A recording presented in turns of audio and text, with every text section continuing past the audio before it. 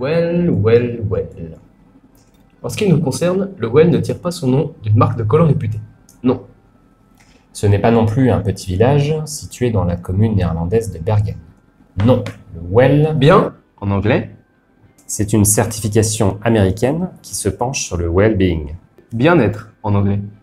C'est un organisme américain, le International Well-Being Institute, qui a développé cette certification. Gwenaël, dis-moi, quel est l'impact d'un bâtiment sur le confort, la santé et le bien-être des personnes qui l'occupent? Très bonne question, Nicolas. Je suis content que tu me la poses, car le Well y répond de manière très concrète et précise, avec des solutions autour de cette problématique. 1. L'air. S'assurer par exemple que la qualité d'air est satisfaisante, qu'il n'y a pas de pollution particulière ou particulière, que les filtres sont performants, que les matériaux sont peu émissifs. 2. L'eau. Il y a bien une fontaine à eau à la cafétéria, mais l'eau est-elle contrôlée? A-t-elle bon goût? Peut-on inciter les gens à boire de l'eau? 3. La nourriture. S'assurer qu'il y a par exemple tous les jours des propositions de nourriture saine. 4. La lumière. S'assurer que les espaces de travail et de rencontre disposent de lumière naturelle et à défaut d'un éclairage artificiel performant. La lumière. 5. Le fitness. Promouvoir les déplacements, que ce soit à l'extérieur, Comme à l'intérieur, en intégrant par exemple des escaliers, des circulations agréables ou encore des espaces de fitness. 6. Le confort.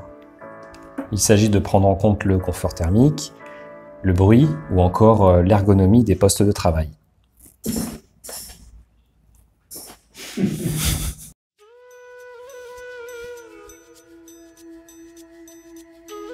Et enfin, 7. Le mind, l'esprit. Ce sont les actions mises en place pour favoriser le bien-être en intégrant par exemple l'art, la culture et la nature pour amener de la sérénité au bureau. Eh bien, comme vous le voyez, ça en fait des critères.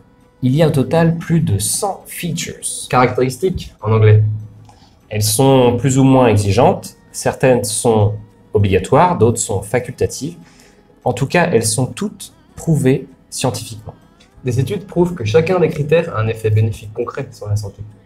Le Well peut être mis en place chez un promoteur ou propriétaire d'immeuble via le dispositif Core and Shell sans avoir un excès d'ingérence chez les potentiels locataires.